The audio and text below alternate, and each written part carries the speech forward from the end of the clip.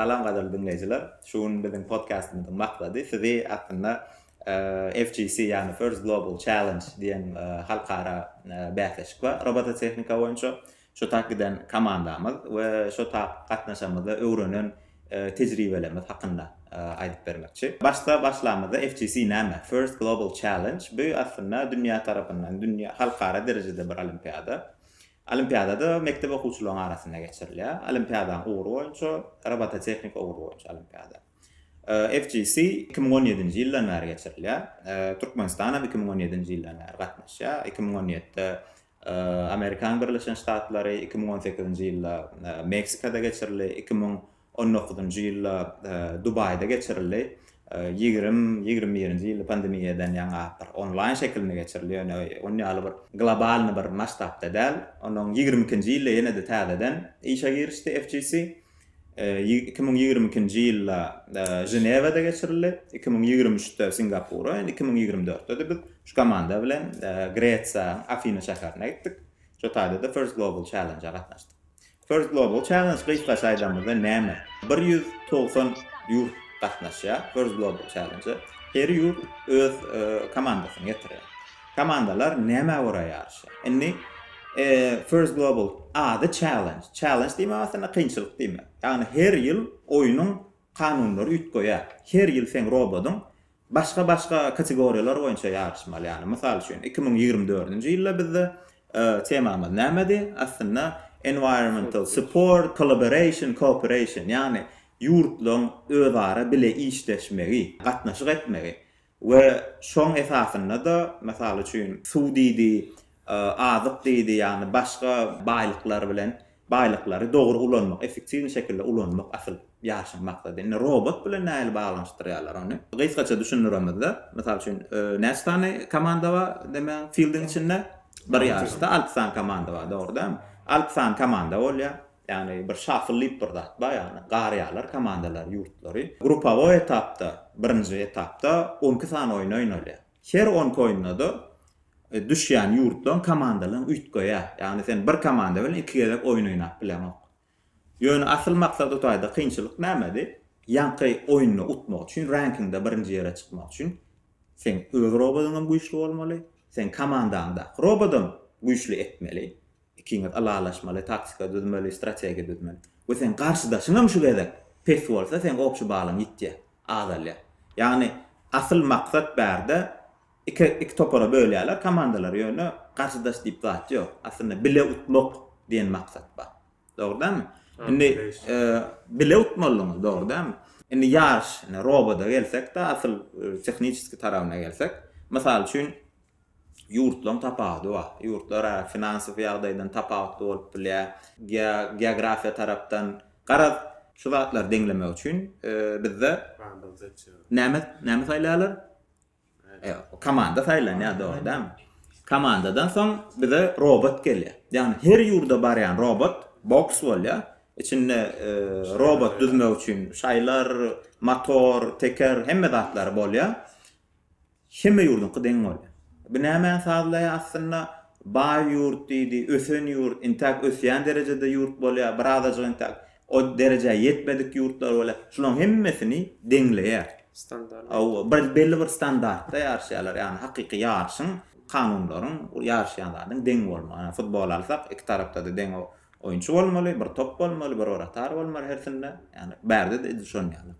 Häzir biziň komandamyz has düýplü detallara bilen tanıştyrar.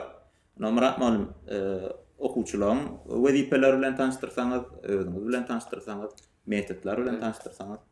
Ogdy robot toparynyň paýyna düşdi. Bu gedek bu ýylky, ýani Gretsiýanyň Afin şäherine geçirilen bähleşige gatnaşmak hem ýene ogdy robot robototehnika klubynyň nesibetine düşdi. Men murasahat kılıp topar ýol başy köpünde gatlarymda Şahatlyk Batyrov sürüji, Merdan Homedoradow bul injener, Ayhan Bayramow ol konstruktor, Gulhatija Ataýewa strategiýa menejeri.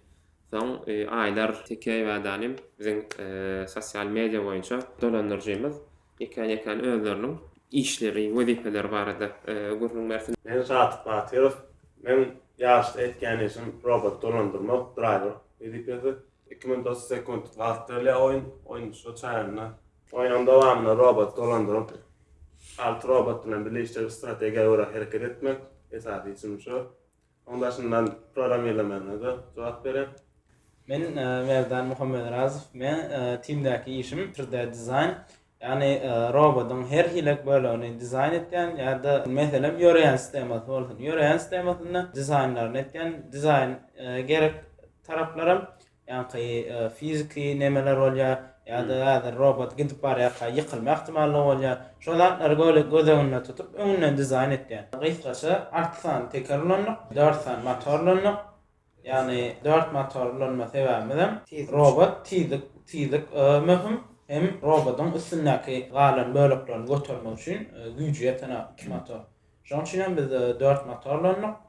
Şeýlerde hem robot çarp bolýar hem etmen işlerini çarp ýerine ýetirýär. 6 tane teker diýen ha.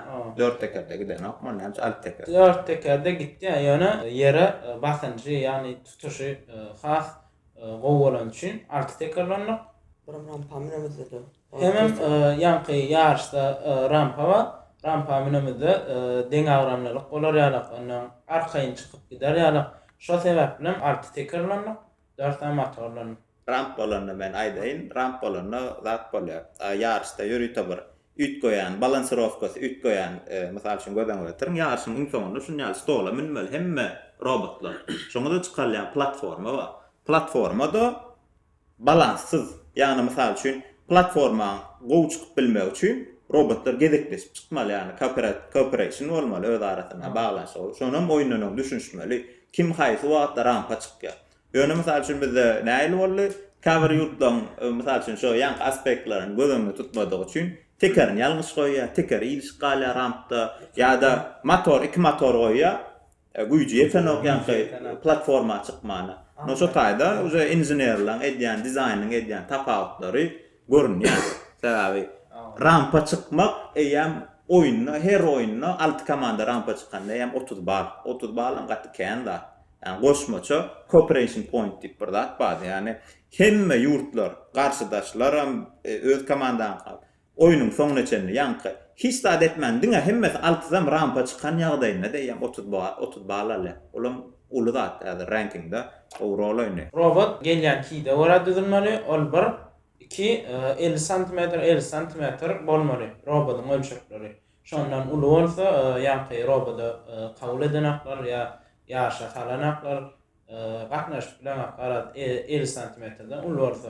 Ýanky robotun lapşaklary bir kide gelýär. Kidiň içine her bölek gelýär. Olaň içinde ýanky profil diýdi, teker diýdi, boltlar diýdi, her hilek bölekler gelýär.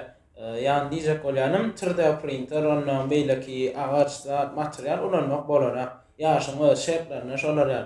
Sebäbi hem ýurda deňlik bolmasy üçin ýanky kidiň içinden gelýän lapşaklary ulanmaly. Şo sebäplen hiç 3D printer ýanky kardon, agaçlar, şolar ýa materiallar ulanmak bolar. Ýanky kidiň içinde de näil diýsem akberka, bolt, ondan ýanky ulzatlaram çykýar. Yani teker diýdi, profil. Şolardan birleşdirip biz fizikany hem injenerçilik ulanyp şo taýdan bir bütün robot çykarmaly. Men Bayram Fahan. Men işim konstruktor. Şu taýda men robotun üstüne lift sistemi diýdim. Lift sistemi bu näme? Başlasaň toplar goýulýar robotun içine. Ondan olary boxdan içine salmaly. Her hil levelli boxlar bar. Lift sistemi şolar boxlar salmak üçin galdyryp berer. Lift sistemi galdyrymak üçin motorlanmaly. O taýda biz 2 motorlaryny boxun içinde 2 top durýar. Şo toplarym elek öz boxuna atarýar etýär. Men Atayba Gulhatice, Topora esasen strategiya uğrundan işlemek üçin alındım.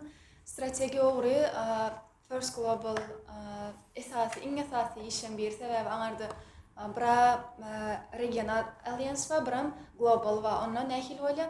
İlkara 3 topar bilen 3 topar garşy ýarşýar. Onda biz gowadanymyz bilen hem gatdalaklara da ünsürmesek, olardan biziň hem balymyz gitýär. Şoň üçin olar bilen bile işläp iň ortalama bal aljak derejede işlemeli bolýarsoň, global bolanna bu 3 bilen ýene beýleki garşydaş 3 bilen hem ýene bile edip, ýene bile bal gazanmaly bolýar-da platforma çykyp dengeni taýda etmeli, elde etmeli bolýar. Şoň üçin hem esasy, iň esasy zatdan bir strategiýa bolup durýar. Onuň ansat ýaly görünýär, ýöne gatty kyn aňardaky ýurtlaryny düşünüşmek, daşy iňlisçe bilmeýän ýurtlar amma ondan şoň üçin iň esasy zatdan biri bolup duran, iň mul gazanan zadym sosiallaşmak boldy. First Global 2024-de şo tarapdan birazçyk özümde zat etdim, tejribeler gazandım. Men Tekeyva Aylar. Men First Global Challenge 2024'de sosyal medya işlerini seretdim. Esas sosyal medya näme gerek? Beýleki ýurtlardan habar tutmak we beýleki ýurtlar bilen hem habarlaşmany özümi tanıtmaga gerek boldy. Biz bir näçe sosyal medya challenge'lar bolanlygy sebäpli duruşyklar geçirdik ýurtlar bilen online. 70'den gowrak ýurt bilen gürleşdik. Ýaşa taýýarlyklar döwründe robot teknik tarap üçin bir näçe ýurtlar bilen habarlaşyp durdyk. Esasy Ruminiýa bilen habarlaşdyk. Mundan başga da Kazakystan bilen habarlaşdyk. Sebäbi esasy olar bir näçe ýyllar bäri First Global Challenge'da rankinglarda birinji bolup gelýärler. Robotlaryny goýýarlar. Ondan soň türkler bilen habarlaşdyk. Sebäbi olar bilen matababa dostluk gelemizden hataramy gowy bolýar. Şeňeli. Robotda başlandığım sebäpli men kirşikam her ýyllar edip görýärdim. Dogry kagazdan giden zatlar ýasap görýärdim. Iň elementar zat hemme näme samolyot ýasap görýärdim. Meselem şu samolyotyň näme ýasapy? Şol gyzyklandyran üçin özüm şol gözläp tapdym we şu derejäge geldik. Başlarda kynmy? Sebäbi kodlama öwrenýärsiň ki Arduino diýdi, zat diýdi. El işleri, yani kiçik yaşta başlamak için el işleri, yani kleyleme, kesmek, adetmek, doğru ölçüp kesmek, şolar ýaly kyn işler bady ýöne kyn işlere garamazdan öwrenlik şu derejäge geldik. Bu ýolla öwrenen zatlarymyz iň esasy fizikaň näme gerekdigini başga da enşeme ýaşlar bolup durýar. Olara gatnaşyp gördük. Meselem iň gyzykly ýaşlardan biri akıllı ýaşy. Akıllı ýaşynda näme etmeli? Meselem, öýüňde problemler çykdy. Iňňa şekilde näme çözüp bolýar şonu? Ýani ki robotyň lapşatlary, şaýlary bar, şaýlaryny ulanyp näme çözüp bolýar? Gyzykly ýaşyň biri. Oňdaşyndan ýani ki reis ýaşy, maşin ýaşy bar. Maşin ýaşynda da ýani ki garşydaşyň 3 tane adam, 3 tane adam bilen bir epesel ýoly geçip ýaşmaly. Onun gyzykly tarapy Formula 1-da şolar ýaşlary gyzgan üçin ona da hem gyzykýan gatnaşyp gördüm. Başga da şolar her hil ýaşlar bolup durýar. Olaňam her hil näme netijeler bolýar. Käwat sowgat berilýär, käwat sertifikatlar, orunlar berilýär. Kodlama diýen tarapymyň Arduino we Python we C++ gelýär. C++'da algoritmany öwrenýär. Algoritmadan soň ýani Arduino gelýär. Arduino'da roboty kontrol etýär, ýani şunet, onet dat diýip ýani öz kodlar bar ýörükde. Şolara gora kod edýär. Şo sebäplen ýani robot tehnika hemme tarapdan gyzykly. Men başda şu ýola itergen doganymdy. Sebäbi enşemeýler bäri robota gatnaşyp gelýär hem netijeler bolup gelýär. Şo sebäpli menim doganymdan görüp şu işde özüm açjam. Ananyp kiçik ýaşlykda robot bilen tanışdym. Robot bilen gitdim 8-nji 9-njy klas we öňümüzdäki ýyllarda da robotdan gitme umidim bar. Robotyň gerek tarapy her ýerde gerek. Meselem iň elementar zat öňüzde tok bardyr. Meselem tok sistemalary. Tok sistemalaryny robot bilen men öwrendim. Ýani tok bolsun, onuň gapy söküp düzmek bolsun. Her hilaklary ucundan öwrenip alyp çykyp bolýar. Ogrlardan ýani robota tehnika ogry has gyzykly. Başda roboty girme sebäbim 97-nji mektepde robot klubumyz bardy. Ýani robot klubumyz mekdebimizde de enşeme ýaşlar geçiren sebäpli olardan görüp gyzykdym. Men robota girmem esasy daş bolsa sebäp boldy, ýani özüm sevmez, howsymady. Teknologiýalar ulanmak, kompýuter ulanmak. Muhim mekdebimizde o robot topary sebäp bolup, o robotda Arduino ulanım. Robot Arduino bilen başladym. Sonra bir näçe ýaşlara gatnaşdyk. Ýaşlarda ýeňiňi boldum. Ulan has bolsun ödüm. Sonra bir näçe halkara ýaşlara gatnaşyp başladym. O robotdan sebäp boldy.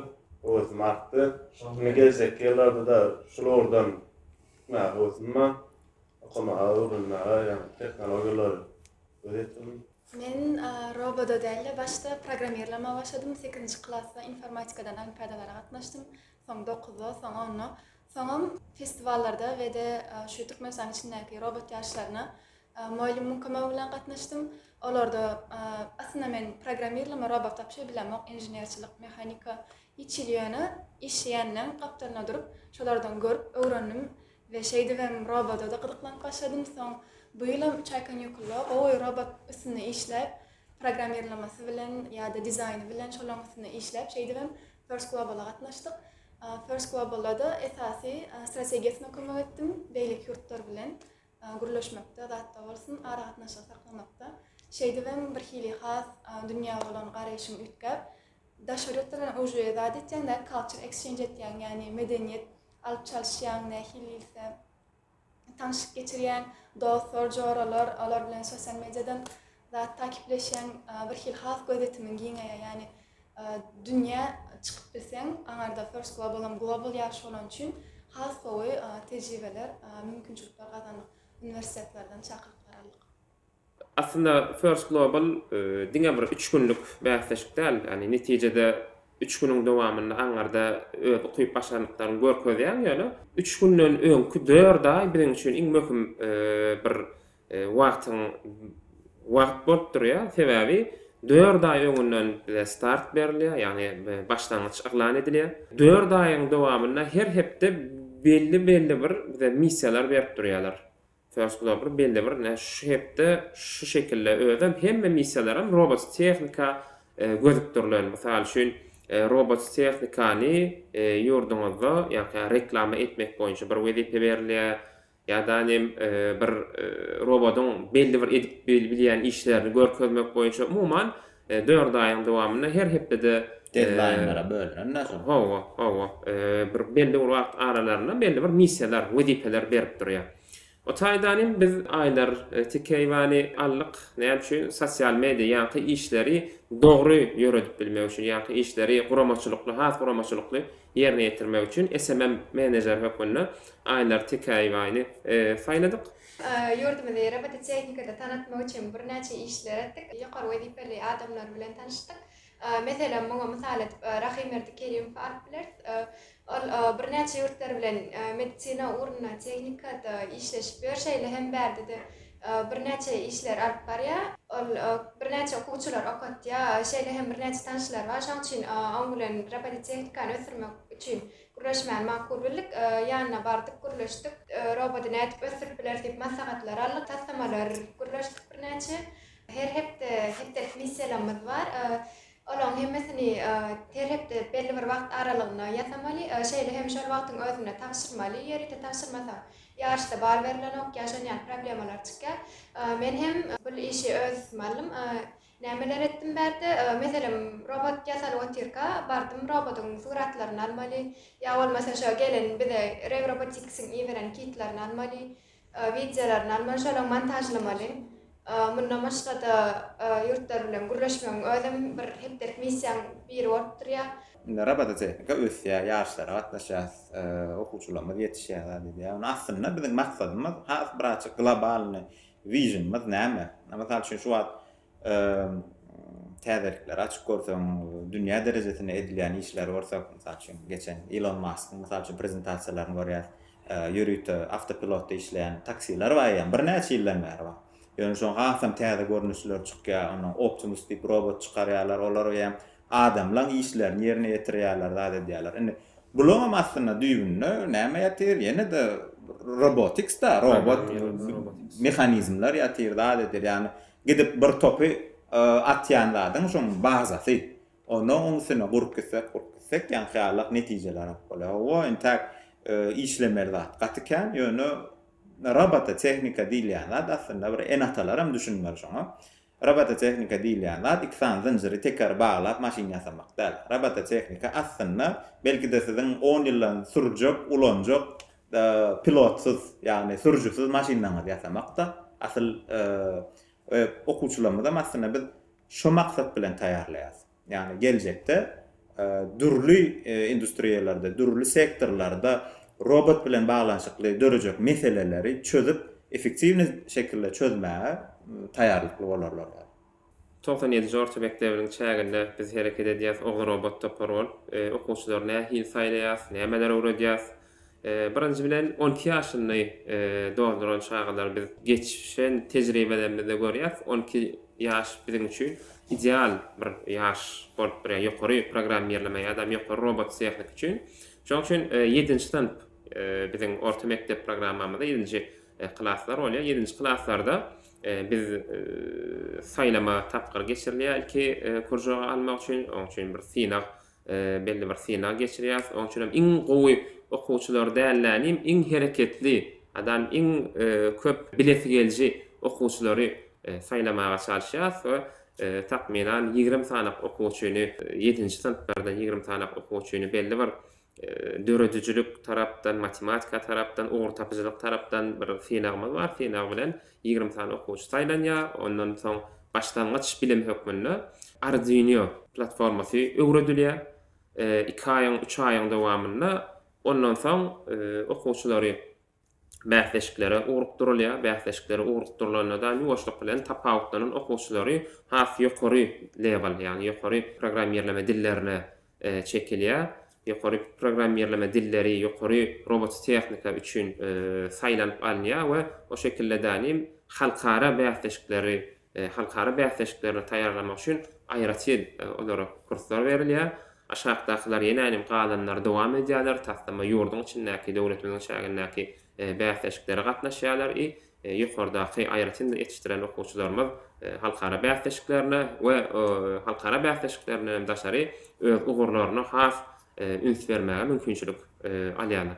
Bilim robot tehnikasyny öwrenmegiň, ýani robot tehnikany öwrenmegiň bize berýän peýdasy näme? STEM education'yň bir özü. STEM education'y bir açmak isleýän STEM education näme? Siz ýa-da formulary ýa-da şoňa meňzeş teorik maglumatlary öwretseňiz, bir ertir bir gün ýadyndan çykyp biler okuwçy. Şoň üçin o şekilde öwretme, şu şekilde öwret. Taslama düzdür. Taslamaň üstü bilen öwrensin. Taslamaň üstü bilen öwreneni birinji bilen maglumatlar özleri, gözlem işi internetiň üstü bolsun, kitaplaryň üstü bilen bolsun, gözlem işini amala aşyrsyn, soňdan öz gerek zatlaryny tapsyn we şu taslama ulansyn. We taslama edilenden soň birebir özleri edilenden soň şol has galyjy bolýar, has peýdaly bolýar we diňe bir temada nälim birden köp temalar ulanylýar. Mysal üçin robot ulananda diýeli elektronikany bilmeli, mehanikany bilmeli, programmerlemeni 3 sanalyk ugury ýokman suratda biläýmeli. Bir temaň üstü bilen aslında 3 sanalyk aýratyn bir ugury özleşdirip bilýärler. Ýani STEM education'y has gollaw berýär. STEM education'yň birebir özü bolan soň robot tehnikany maslahat berýär. Hem ýa-da diýişim mehanika öwrenýärler, hem elektronika öwrenýärler, hem programmerlemeni öwrenýärler. Geljegimiziň ugur hökmünde danim görüp bileriz. Geljegimiziň şu wagt dünýä maýa goýmanyň takminan 70% programmerleme ugurlary bilen baglanşyk. Geljegimiz bu demek şu demek. Geljegimiz şoňa 100% bagly. Robot tehnikany enatalar çağlarına näme üçin öwretmek? Şeýle alanda robot näme sürýän maşin zat etmek näme manysy bar diýenler soraw çykýar. Aslında ýani has even gitsek STEM education diýip bir zat bar. Ýani çağa mysal üçin biz okulda näme öwrenýär? Kimia öwrenýär, fizika öwrenýär, biologiýa, mehanika, elektronika zatlar öwrenýär. Ýani şular mysal üçin çağın kellesini abstrakt. Ýani mysal üçin maňa fizikadan bir formula berýärler, onu men şonu gözüme getirip bilemem. Ýani robot düzmek, ýani iň bazy bir robot düzmekde çağa eýän mehanikany, elektronikany öwrenýär. Şonu edýär, öwrenýär we öwrenen zadyna durmuşda ulanýar.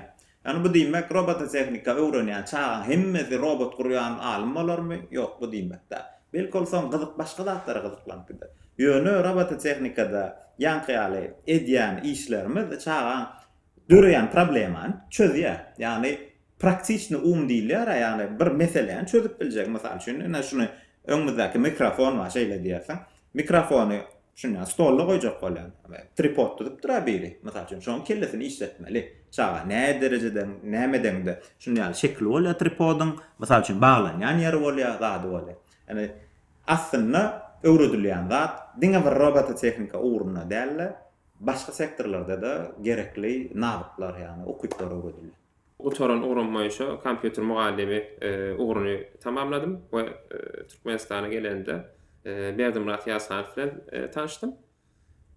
Oguz robot klubunyň muallimi. Şu taýda bir açyklygyň bardygyny gördüm. Robot tehnika tarapdan bir muallim mätäçligini gördüm da şu taýda. Bir başladyk, Allah hökmünde bir gördük, ýagdaýlaryny gördük. Hakikaten hem tutayda bir muallim kemçiligini bardygyny görüp robot tehnika muallim bolmany karar berdik we şu wagt takmilen 3 ýyla golay robot tehnika boýunça 3 tane klub açdyk. Erjeler robot tehnika kluby gurduk, soň o robot klubuny tak ýöredýäs, dowam etdirýäs. Onda şundan şu wagt arkadaş şekerle bir ýene bir robot tehnika boýunça bir kluby gurduk. Çağalar üçin gaty möhümdigini anandym we şu adam takmilen 4-nji ýylyma girdim robot tehnika muallimçiligiне. Bu şekilde dowam edýär. Robot tehnika sapaklary berenmizden soň oň izini ýöretmek, okuwçylara netijede bir motivasiýa gerek, dowam etdirmekler üçin. Onun için hem Türkmenistan Bilim Ministerligi bolsun, jemgyýetçilik guramalary bolsun, berelikde robot tehnika bäýteşikleri gurnalýar. Yani okuwçylar öwrenen zatlaryny belli bir ýerde öz başarlyklaryny görkezip bilsin, okuyup başarlyklaryny sergiläp bilmesi üçin goýup bir mümkinçilik bolup durýar. Takmilen 2021-nji ýyldan bäri Türkmenistan şäherinde ýylda bir 2 gedek bolmanyny robot tehnika boýunça bäýteşikler geçirilýär. 2 gedek ýalňyşmaýamasam 97-nji orta mekdebine robot tehnika bäýteşigini geçirdik. UNICEF Bilim Ministerligi iş birliginde robot tehnika bäýteşigini geçirdik. Takmilen 8-9 golay şu wagt robot tehnika boýunça Ullukan festival görnüşinde bir bäýteşikler geçirilip durýar. Gelecekde 2024-nji ýylyň dekabr aýynyň birna şu wagt Maktum Uladyna ýaşlar guramasy bilen bilelikde şu wagt iş alyp barýar. Akylly öý we robot tehnika atly bir bäýteşigini geçirmäni planlaýar. Eger hiç ýer taýýarlanyp ýetişse, nesip bolsa, tomaşaçylardan we çakylyk bolsun, hemmekşe açyk akylly öý we robot tehnika bäýteşigi Ýurdun ähli orta mekdeplerinden komandalar garaşýar. Feri koşkuna nesip bolsa dekabrın birine. Men gözümde robot tehnika ähmiýeti misal alanda Lübo çağa bilme howasy da 6-njy klassdan 11-nji klassgacha ýa ona çeni geljekde kar barada hiç ýyly bir anyk karara ýetenok. Şol aralykda robot tehnika iň gowy zat men gözümde sebebi robot edende sen fizika okaýan, mesela mehanika fizika okaýan formalar ýa tutup egzaminlere girmek başga ýa-da robotyň üstünde şo formalary işläp robotyň üstünde göz ýetirip şoňa düşünmek başga bolýar-da ýa-da dizayn edende mesela proýektiýerlemek dat geçende okuwda şonu çizmek başga, o robotda dizayn edip öwrenmek başga. Yani hem okuwçada bir göz ýetimini giňeltmäne, sosiallaşmaga, ýaşlardan ýeňi şadan pasam howaslanmaga iň ul ähmiýet bolup durýar. Hem okuwçam robota girip okap biler, yani öwrenmäge gowy ugurlan berýär. Aslında aňyr başy bir okuyup talap edilen iflenlik bir adamyň bir girip biljek ugurýan gul hatyjagam aýdyşýarlar. Hemmekşi öwrenip biler men pikirimçe. Hatta öz praktikalarymyzda ýa geçmişimizde ki öwrenen bir skillslarymyz boýunça aslında aňyr başy bir nime diýelim bir zehinem talap eden aslında. Zehin talap eden böyle şeylerlerde aslında adam yetiştirmek uğruna ha gerekli bir karakterleri döredýär okuwçylarda. Mesela üçin o aýratyn zehin gerek. Ýöne mesela üçin bir işe başlandy. Höwes gerekmi? Başlanmak üçin höwes gerek, dogry-dämi? Ýöne höwes bilen ýöne bir gur motivasiýaň üstünde de daşa gidip bolanok. Şeylerlerde häzir mesela üçin näme birinji başlangda Arduino'ny öwrenen närsiniz-de? Mesela kynnyşya 3 ay, 6 ay şonu kösenýär. Kösenmeň garşylygynda da ýene dowam etdirmek bir adamma. Soň durmuşda da karierada da elmede hemme zat ýagy geçikden okda dogry-dämi? Kösenýän wagtyň ola kösenjüňde diýişin gysyp ýene de dowam edip işleýär. Ondan soňra muze şoň miwesini alýar. Dogry-dämi? Aslında şoň ýaly zatlar terbiýelemek üçin robot tehnika gerek. Aslında ol zat ihlas bolmak, dowamlylyk, kyn bolsa da dowam edip bilmek, yani consistency diýiller. Şo zat gaty möhüm bolup durýar gerekli. Diňe ýa zatlar bilen başlap biljek bir nemesi bardy. Bizim komandamyzyň aslında bir slogany bar. Her ýaşda da ulanýar. Asl bir motto ýaly bir zatda dowamly şonu gaýtarýar. Olam think, invent, Impress.